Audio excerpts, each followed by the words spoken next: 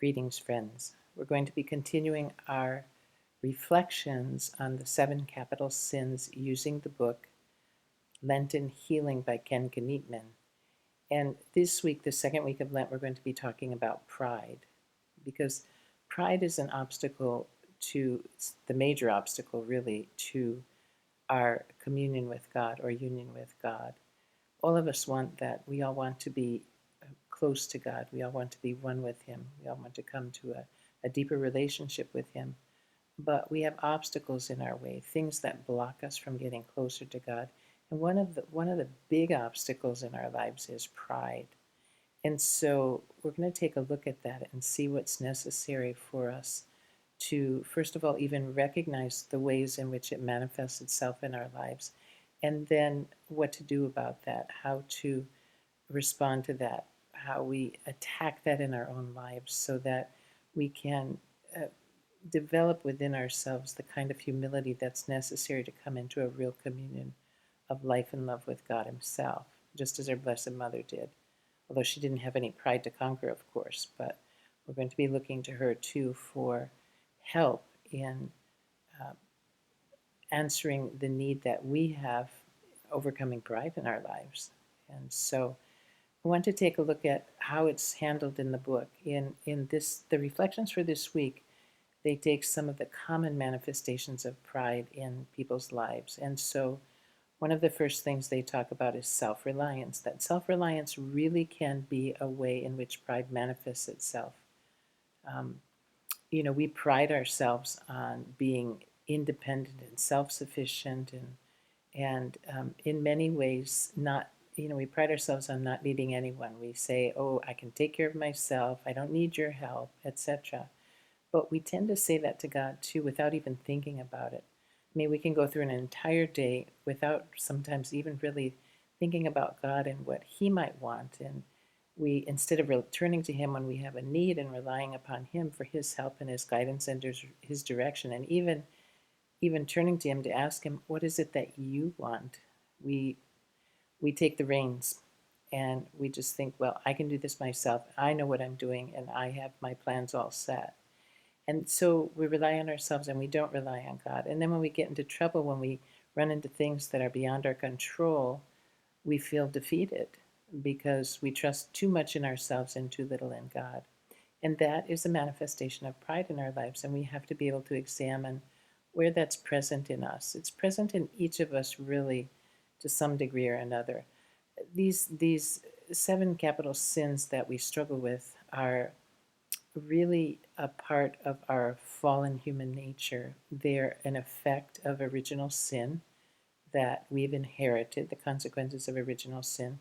And they're, it's very, very difficult to overstate the impact that original sin has had upon us in our lives.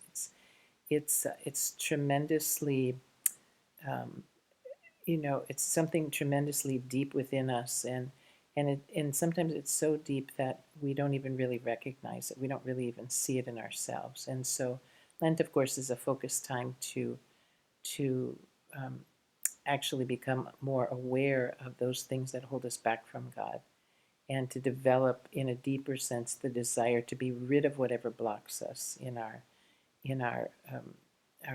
journey towards God, our journey to be one with Him. So self-reliance is one of the first ones they talk about, and you want to take the day that they allot for that and really reflect upon it in your life and ask God to show you, where do I rely on myself and not on you? Where can I be better in this area? Where can I turn to you and really trust you? Because trust becomes an issue when you're always relying on yourself. It's as though you're saying to God, I don't really trust you to take care of me. I really have to take care of myself.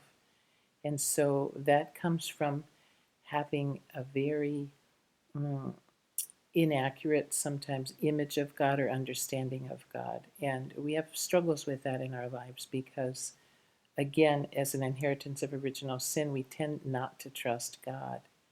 And it's a reality within us that's not based in the truth. I mean, there's nobody you can trust more than God. The scriptures even tell us that the Psalm said that, don't trust in kings, don't trust in princes, don't place your trust in men. Place your trust in God. Okay?